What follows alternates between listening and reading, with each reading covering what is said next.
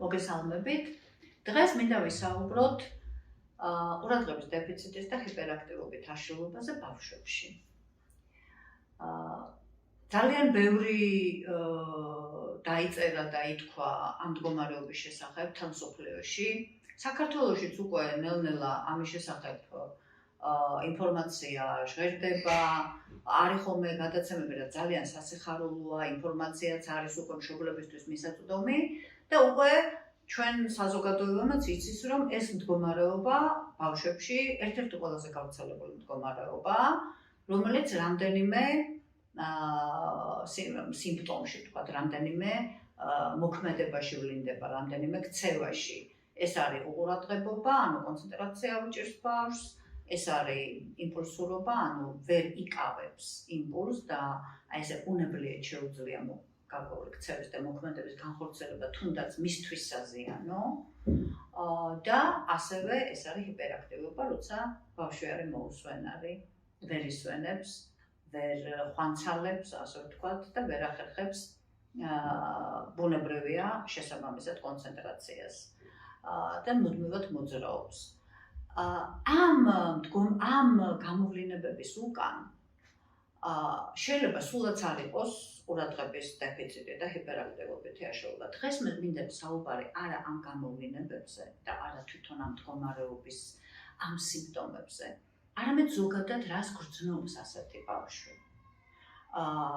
რატომ არის პრობლემური ასეთი ბავშვის ცხოვრება და რატო არ მოწონთ ესეთი ბავშვი თავის მშობლებსაც, მასწავლებლებსაც და რატომ უჭირს ზოგადად ურთიერთობა თავის დანატოლებთან.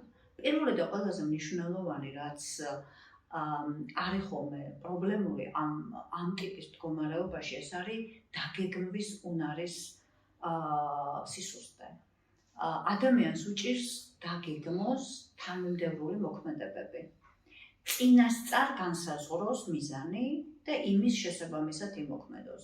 ძალიან ხშირად მასწავლებლები და მშობლები სწორედ ამაზე ჩივიან, რომ ბავშვი არის დაბნეული, რომ ბავშვს უჭირს ესე თანმიმდევრული მითითების შესრულება, მუდმივად ჭირდება შეხსენება, გაიხელოს კბილი, დაიბანოს ხელი, კლასში ჭირდება მუდმივად შეხსენება.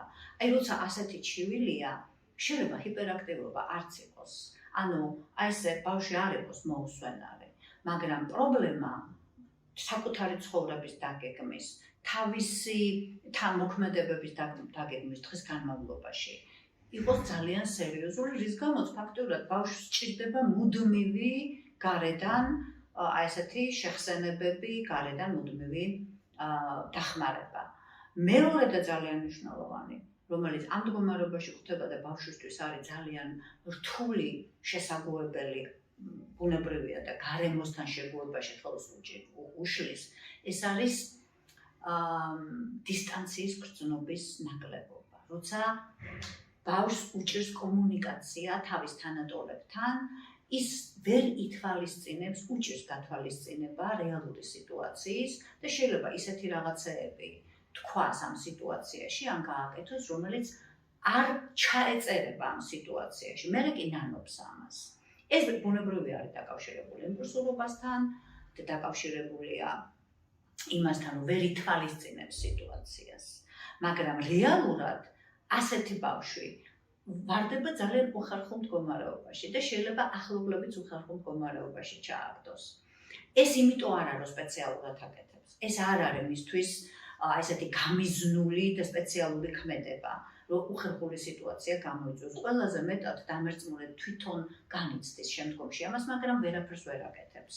და აი მე მახსოვს ერთმა მოზრდილმაც კი მითხრა, რომ აი ვიციო, რომ ჩემს საწინააღმდეგოდ ვიქცევიო. მე ეს ვიციო, მაგრამ ვერ ვიკავებ თავს. ზუსტად ვიციო, რომ ეს იქნება ჩემთვის საზიანო კონკრეტულ სიტუაციაში.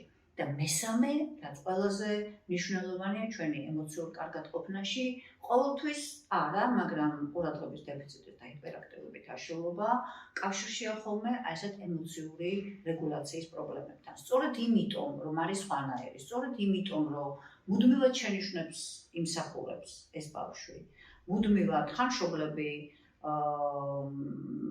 აძლევენ შენიშვნას, ხშირად მასწავლებლები აძლევენ შენიშვნას, თავის თანატოლებთან ძალიან უჭირს ურთიერთობას, სწორედ იმიტომ, რომ ვერ მიყვება, ჯერს ვერ იცავს, თამაში ვერ ერთვება, უშლის ამ თამაში.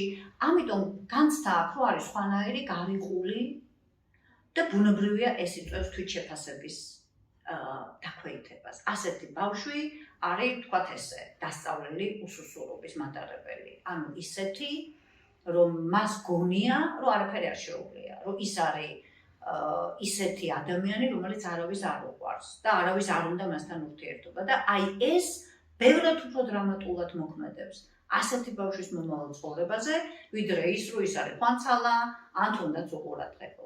დიდი მადლობა.